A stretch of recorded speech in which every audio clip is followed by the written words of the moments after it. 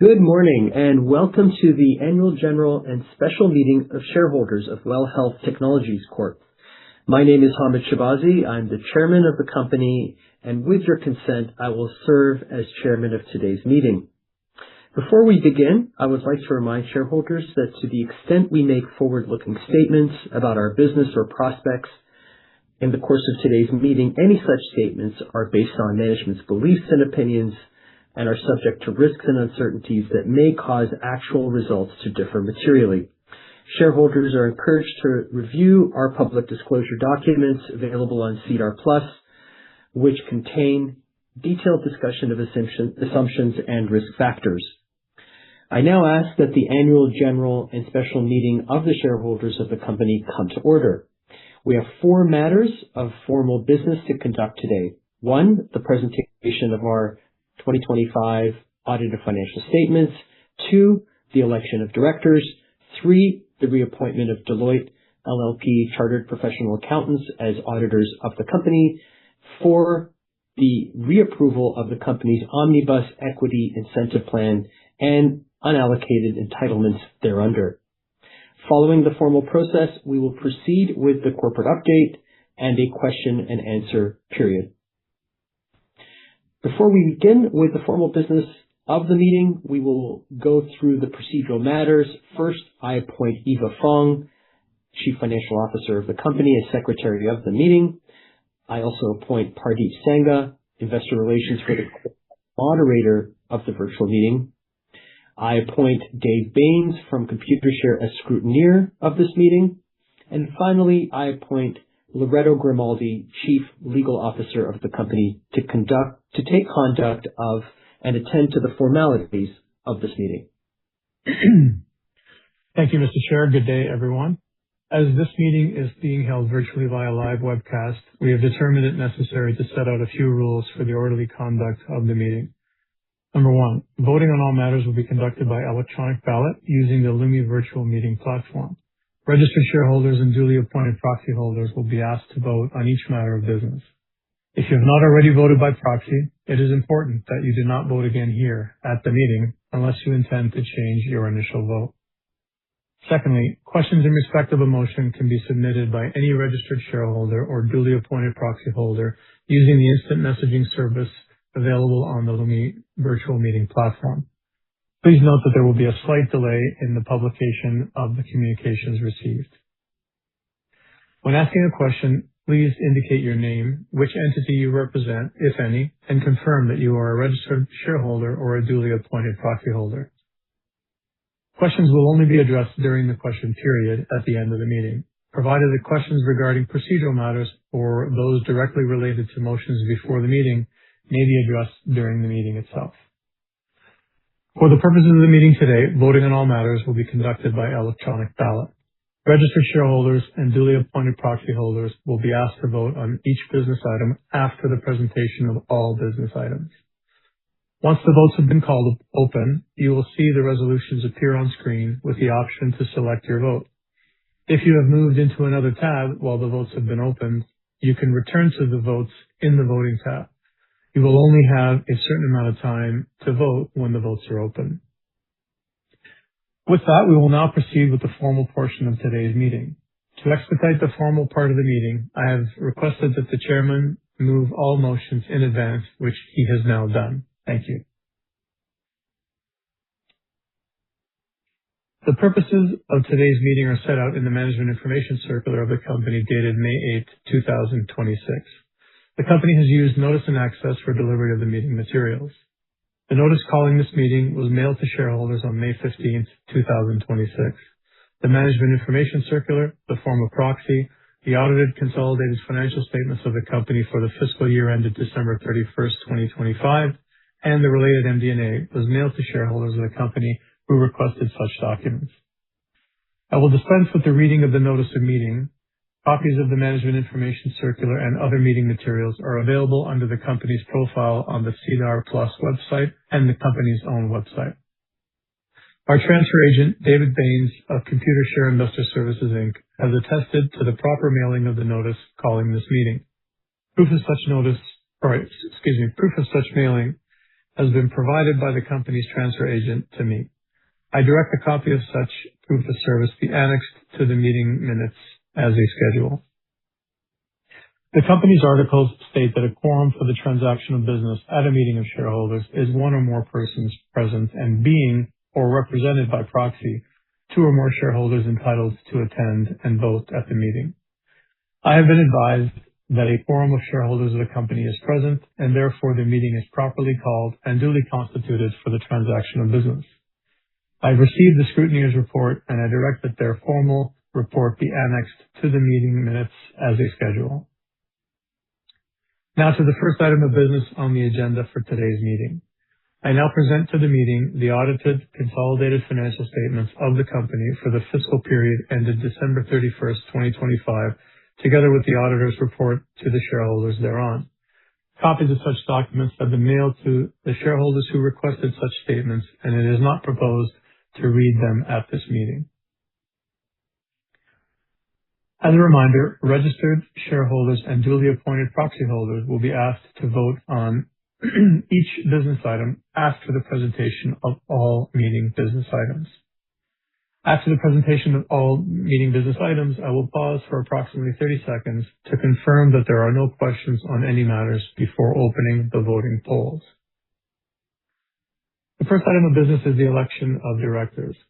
The 6 directors to be elected by the shareholders of the company shall hold office until the close of business on the next annual meeting of shareholders of the company following election or until their successors are elected or appointed. The directors, Hamid Shabazi, Tara McCarville, Kenneth Cockle, John Kim, Sybil Lau, and Thomas Liston, have been nominated as directors for the ensuing year or until their successors are elected or appointed. Each of the persons nominated has confirmed that he or she is prepared to serve as the director of the company.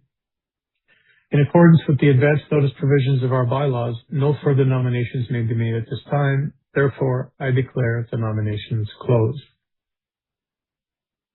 The next item of business is the appointment of auditors of the company for the ensuing year and to authorize the directors of the company to fix the remuneration of the auditors. The Audit Committee of the Board of Directors of the company has approved, subject to shareholder confirmation, the reappointment of Deloitte LLP Chartered Professional Accountants as auditors of the company. I now move that Deloitte LLP Chartered Professional Accountants be appointed auditors of the company until the next annual meeting of shareholders, and that the Board of Directors be authorized to fix their remuneration. The next item of business is to reapprove the Omnibus Equity Incentive Plan of the company in the form attached to the company's Management Information Circular, and approval of any unallocated entitlements thereunder. The reapproval of the Omnibus Equity Incentive Plan must be approved by the majority of the company's board and the majority of the votes cast by its shareholders at this meeting. The chairman has moved a motion that the following ordinary resolution be approved. Be it resolved as an ordinary resolution of the shareholders that, number 1, the Omnibus Equity Incentive Plan, as amended, adopted by the Board of Directors of the company on May the 8th, 2026, in the form attached to Schedule B to the Management Information Circular of the company, dated May 8th, 2026, is hereby confirmed, ratified, and approved. Number 2, the options and awards, each as defined in the Equity Incentive Plan, to be issued under the Equity Incentive Plan, and all unallocated options and awards under the Equity Incentive Plan be and are hereby approved, and the company has the ability to grant awards under the Equity Incentive Plan until June 16th, 2029, which is the date that is 3 years from the date of the meeting of the holders of common shares of the company at which shareholder approval of the Equity Incentive Plan is being sought. Number 3, the board is hereby authorized to make such amendments to the Equity Incentive Plan from time to time as may be required by the applicable regulatory authorities, or as may be considered appropriate by the board in its sole discretion, provided always that such amendments be subject to approval of the regulatory authorities, if applicable, and in certain cases in accordance with the terms of the Equity Incentive Plan, the approval of the shareholders.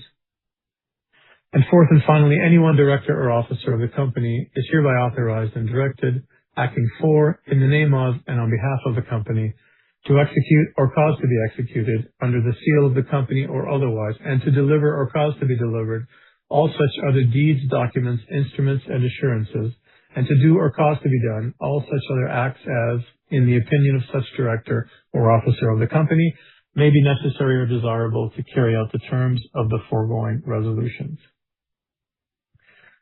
That now completes the motions for business to be conducted at the meeting.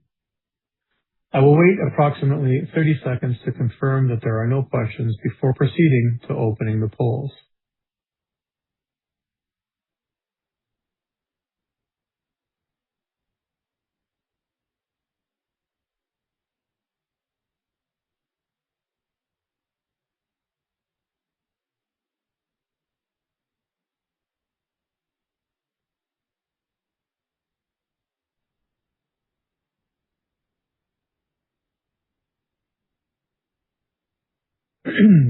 Will the moderator please confirm if there are any questions?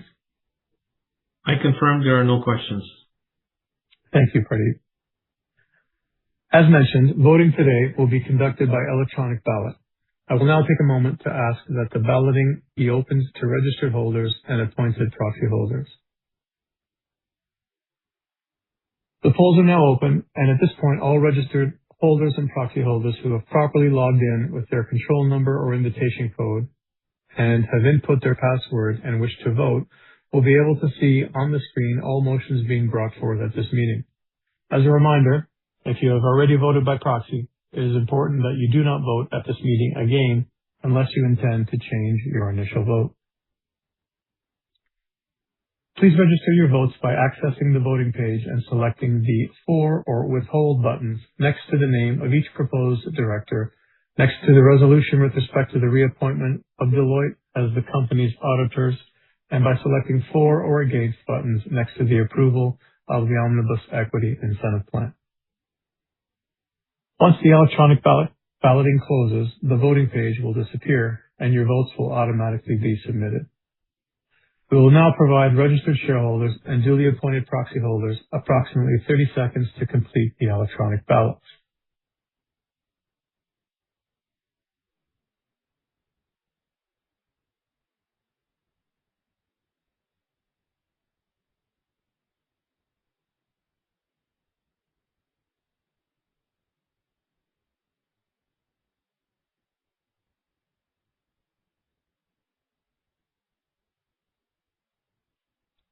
Thank you. Voting is now closed. I would ask the scrutineer to compile the report regarding the results of voting on all business matters. The preliminary results show that all matters have been approved, subject to final tabulation by the scrutineer. Final results of voting will be promptly published on SEDAR+ and by news release. The formal items of business as set out in the notice of meeting have now all been dealt with. As there is no further business to come before the meeting, and on behalf of the chairman, I now declare the formal part of the meeting to be terminated. Now that we've finished the formal business of the meeting, we will proceed with a corporate presentation, which will be followed by a question and answer session. With that, I will now turn the meeting over to our chairman, Hamid Shahbazi. Thank you, Loretto. We will go through a short presentation and take some questions from analysts and conclude the meeting for today. Next slide, please. And next slide. We're very pleased to speak to our shareholders today. We are very excited about our growth and very much working on really deploying new messaging as it relates to just how important we've become to the Canadian healthcare ecosystem. I'm sure a lot of people know that we are a large platform owner in terms of the owned and operated business here in Canada. We are the largest and have been for a number of years, but we're increasingly tech-enabled, and that's something that's really important for folks to understand. We are not only the clinics that deliver care, but we own and operate in WellStar, the software that runs our clinics. And in HealWell, we have the data science and AI that makes our clinics and care delivery smarter. And so really our goal is not just to own and operate a bunch of assets and support physicians in their operating duties, but to really underpin outpatient care at scale with high quality, and through a motion of modernizing Canada's healthcare ecosystem. Let's go to the next slide. As a reminder, our guidance for the year in revenue is somewhere between $1.55 and $1.65 billion. On an adjusted EBITDA basis, $175 to $185 million. Note that in our press release a couple of weeks ago, we indicated that we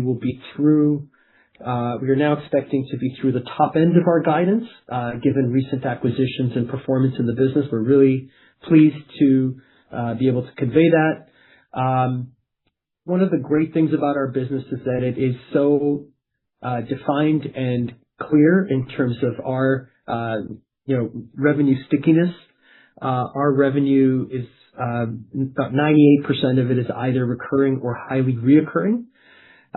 We are now delivering over 5 million patient visits per year, and more than 10 million care interactions, but actual visits is over 5 million a year. Just for perspective, the largest hospital system in the country deploys about 2 million patient visits per year. And so at 5 million and growing at 30% per year, we are truly playing at a scale that no one else is playing at in the marketplace. And we're very pleased to be able to support the healthcare ecosystem in the way that we are, and the investments that we're making in delivering care in the most tech-enabled and efficient way possible. Next slide, please. As you've probably seen in our last few conference calls, we are increasingly talking about not just revenue and EBITDA and cash flow, but some of the impacts that we're having on the healthcare ecosystem that are felt by patients and providers every single day.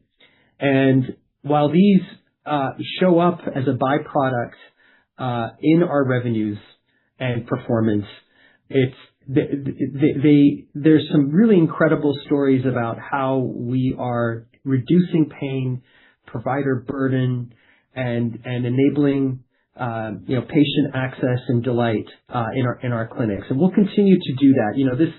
This is about time saved for the physicians. This is about reducing operational complexity and burden, and really taking a lot of the challenges that physicians face when they run their own clinics, and either providing them with the platform tools to do that through the WellStar network, or having them come over and practice at Well clinics. Let's go to the next slide.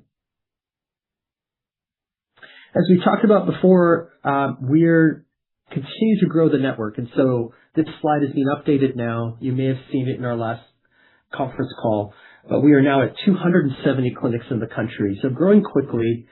And we're pleased to note that in provinces where we have clinics and clinic infrastructure, 75% of the population lives within a 20-kilometer radius from a Well clinic. And across the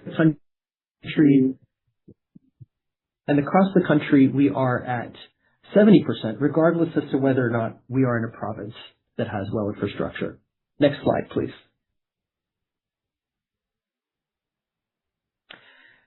I'm sure most of you have seen this slide before. Again, what it really conveys is how unique a value proposition we have at Well. We are scale players not only in delivering care in our Canadian clinic network, which is multidisciplinary between primary care, specialized care, and executive and preventative care, but we're also scale players through our technology stack, which obviously has very comprehensive technology tools to support the healthcare provider at WellStar, HealWell, and their platforms to support public health and the data interoperability, healthcare information exchange, and disease detection capabilities that they have. And then, of course, data protection at CyberWell. We don't know of any other entity in the country that comes anywhere close to providing similar attributes and scale capabilities in both care delivery and technology. Actually, it would be hard to find similar players, even on a global basis, that would have the same kind of posture and profile that we have between the ability to, again, deliver scale on care delivery and technology. This has unique benefits for the company because there's enormous learnings that occur by virtue of having technology and providers so closely knit together. Let's go to the next slide. I referred to this a bit earlier, but our AI product suite continues to grow. Wellstar is not just a collection of software capabilities. It is a truly integrated agentic platform that brings together a multitude of functions in one platform. The healthcare ecosystem is very much going into a direction where point solutions, even AI-driven point solutions, will not cut it. Everything needs to be part of a knowledge graph and a system of action that brings together and orchestrates all capabilities in one platform. That's what Nexus AI is. And the vision and the capabilities of Wellstar are really exciting. We invite you to learn more about Nexus AI because it is truly an exciting platform. And in HealWell AI, as you may know, we own Orion Health, which is a scaled, very unique cornerstone data science and interoperability platform globally, serving health systems such as the NHS, various health systems in Canada, the United States, and as well as France, Spain, New Zealand, Australia, Saudi Arabia, where they operate the largest healthcare information exchange in the world, and Abu Dhabi, amongst others. And now being able to bolt on and integrate best-in-class, clinically validated artificial intelligence, we're now seeing take-up of those AI services by those health systems. And we've seen and announced some strong wins in terms of economically demonstrating the take-up of those services. So the industrial logic of Orion being in the HealWell and Well families very much alive and well. And we're very excited about that.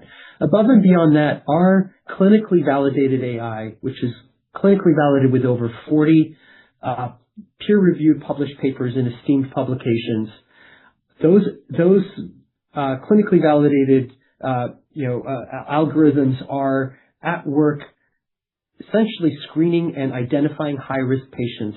We've saved lives with the HealWell clinical decision support and disease detection platform. And this is something that we very much have focus on in order to deploy more comprehensively across our network later this year. Stay tuned for that.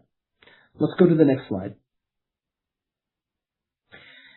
Our clinical performance, in fact, really the performance of all of Well Canada, but zooming into Canadian clinics has been really quite remarkable.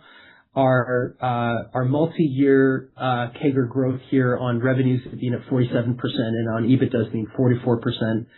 Note that a couple of weeks ago, we did just indicate that we reached our $100 million EBITDA goal for Well Canada more than 3 quarters earlier than planned, and at much better operating margins. We'd initially indicated that we would achieve that goal based on approximately $800 million in revenue, but we were able to achieve it at roughly a $700 million revenue scale on a run rate basis. Almost 200 basis points improvement. So we're very pleased about that, and we are excited about speaking to that in greater detail at our next conference call. Let's go to the next slide. Of course, our historical performance continues to demonstrate, significant growth and I would say sustained profitability. And we expect EBITDA and cash flow to follow suit in the years ahead. Next slide, please.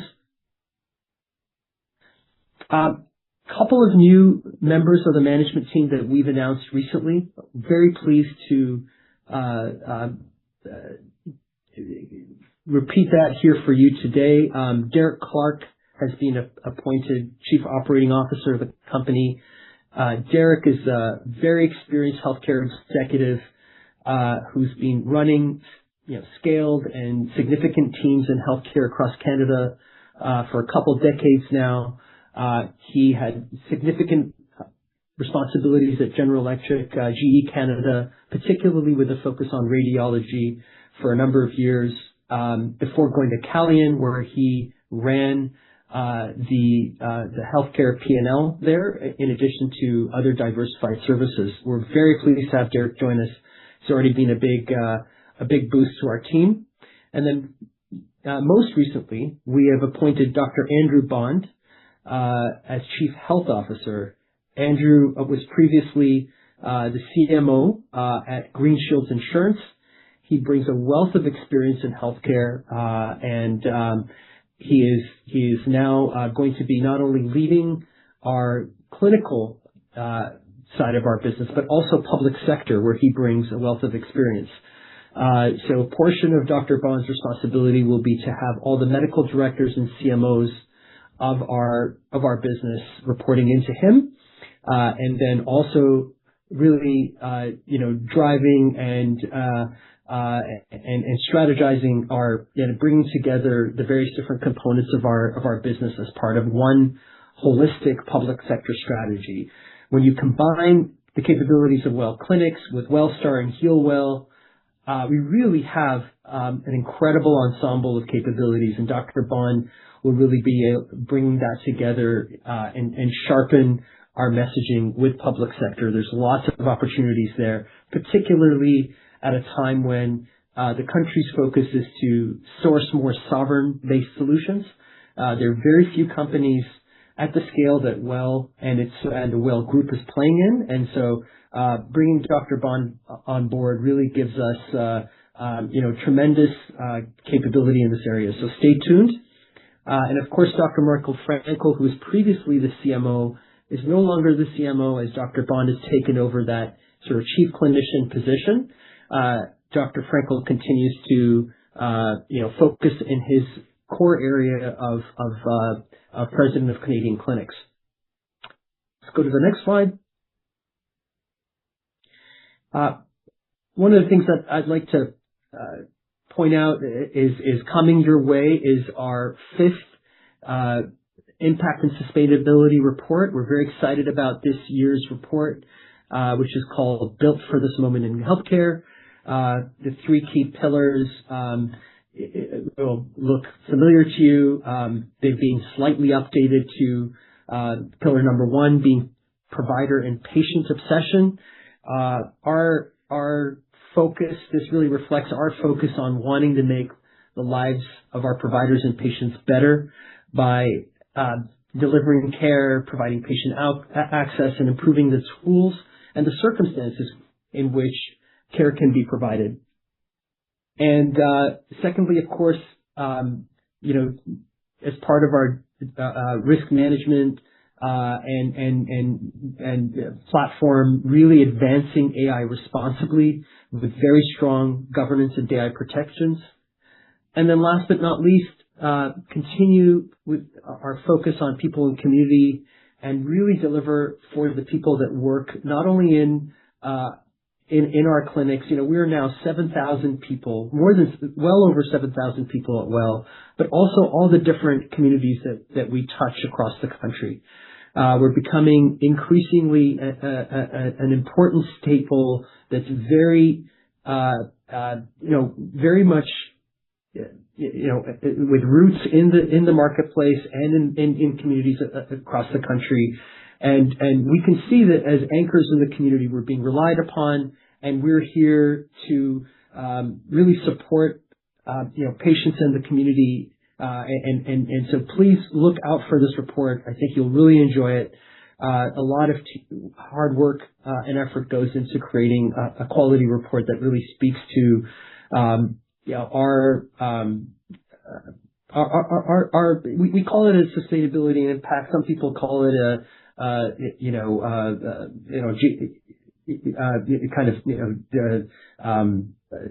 DEI report. However you want to refer to it, this is really important because it really demonstrates our commitment to the community. So, next slide, please. And so, this will be the last slide. Really, we want to sort of remind shareholders that we are the largest clinic chain in the country. We have very durable compounding growth. more than 40% of all the doctors in the country are touching our technology platform in Wellstar. We have real AI and data traction. And I don't believe anyone in the country has mobilized AI at the point of care the way that we have and supports public health in the way that we do.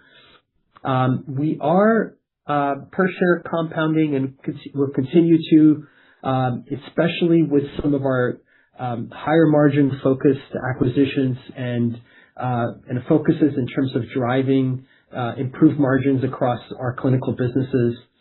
And our founder-led team is here to serve and will continue to focus on building out this business. As we've indicated before, we have an 8 to 10 year goal of reaching 10% of all care across the country. We're probably approaching 1.5% right now. That should kind of coalesce around a $7 billion a year revenue scale. We're laser focused on that, and we don't believe there's anything that really can get in our way except for us. And so we obviously won't do that. We will be very focused because we are the leader and we do have all the key tools and capabilities in order to get there. And I think that concludes our presentation for today. We will take some questions now from analysts. Thank you, Mr. Chairman. First, a couple of housekeeping matters on the process. I ask that all attendees who would like to ask a question to utilize the instant messaging feature of the virtual meeting platform. We will answer as many questions as time permits. When asking your question, please state your name, the entity you represent, if any, and confirm you're a registered shareholder, a duly appointed proxy holder, or a guest. Please limit your questions to topics relating to today's subject matter. We will now give attendees a moment to type in their questions.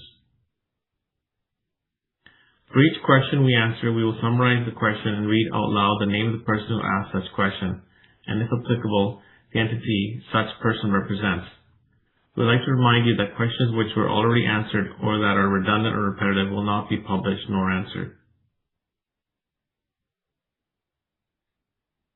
The first question comes from Gianluca Tucci, an analyst from Haywood Securities. He asked, Wellstar raised $62 million in its Series B ahead of what management has signaled could be a public listing event. With Nexus AI gaining traction and the large EMR install base, what are the specific milestones, revenue run rate, margin profile, or market conditions that management is using to evaluate the timing of such a spin-out? Thanks for the question, Gianluca. Look, we've generally been quite consistent in that we liked the spin out to occur with Wellstar reaching around $100 million or so in revenue. And that continues to be our general goal for 2026. We think that that is the appropriate goal to be a public entity. And we feel, and that's for this year. And of course, we'll eclipse that number next year. And we feel very good about that objective. Note that Wellstar continues to also deliver Rule of 40 performance as a company. So we continue to be quite confident in our ability to complete the spin this year as intended. We've had very supportive conversations around Wellstar, and this continues to be a big focus for us for the next several weeks and months. So stay tuned, as I believe this will be an exciting development for the company. The second question comes from Justin Keywood of Stifel, analyst. What is the ideal mix of revenue for the Canadian Health Network as for primary care versus executive health versus diagnostics in the future by, say, 2030, compared to the revenue mix today? Yeah, thanks, Justin. Great question. Right now, I expect that our diagnostics and primary care segments will grow fairly evenly. As our executive health platforms grow, I do expect them to be a larger percentage of primary care revenues, but they will still be fairly small compared to overall clinical revenues. Note that our diagnostic business has historically enjoyed much higher margins than our primary care segment, but that is changing, as I'm sure you've seen, as margin expansion occurs in our primary care segment. And in fact, during our last quarterly conference call, we discussed the improvement in margins in our primary care business, and we expect that to continue given the trend of our most recent acquisition. So, as you've probably heard me say before, I really love the diagnostic business. Obviously, we just announced the acquisition of the OID network, but we also made a fairly substantial acquisition in our primary care segment as well with UniMD. So, these are going to be a bit more even. I would think that revenues may scale a little bit higher in the primary care segment, but profitability will continue to index a bit higher on the diagnostic segment. Hopefully that's helpful. Next question comes from Michael Freeman, analyst from Raymond James.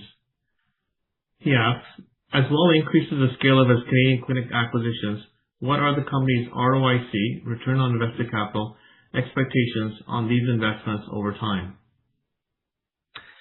Thanks, Michael. Great question, and a very important one given that we are very disciplined capital allocators. So our ROIC expectations continue to be very focused on the 20% IRR number. And this goes for both clinical and digital acquisitions.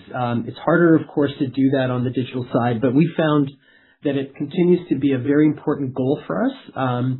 And I will say that more often than not, we've really achieved that. And so we close the loop. We really review these things very rigorously over time, and that continues to be a very important bar for us at the 20% IRR mark. Next question. Next question comes from David Kwan, analyst from TD Securities. His question is, you have previously spoken about the WELL Intelligence platform and how do you see it driving productivity in your internal processes in the future? What are examples of these processes and what are potential benefits do you expect to achieve from the upcoming cost optimization initiatives? Thanks, David. I'm very excited about the WELL Health Intelligence platform. Note that we are in development now. This is one of the reasons why we highlighted those investment costs in our last conference call. We expect to launch sometime in September, sometime in the fall. The platform will really allow us to mobilize the company's operational and back office data for AI agents and advanced orchestration to help us accelerate our operations and reduce costs. The cost optimizations this year, which will be partially attributable to the intelligence platform, and which will be invoked later this year, will be sort of, single digit $1 million range. But as the company grows, this will be very important and will allow us to grow more profitably as our back office costs will scale more favorably with the growth of the business. So we really expect the WELL Health Intelligence platform over the next several years to really bend that cost curve down as we scale revenue, gross profit, and EBITDA, which obviously is an incredibly important part of creating shareholder value. Thank you. There are no further questions. I turn the call back over to Hamid for closing remarks. Next slide, please. Thank you very much to everyone for attending today. We really appreciate everyone's attendance and all the support that the shareholder community has provided us. We look forward to our next conference call with you as we report our Q2 earnings in August. Thank you for attending WELL's 2026 AGM.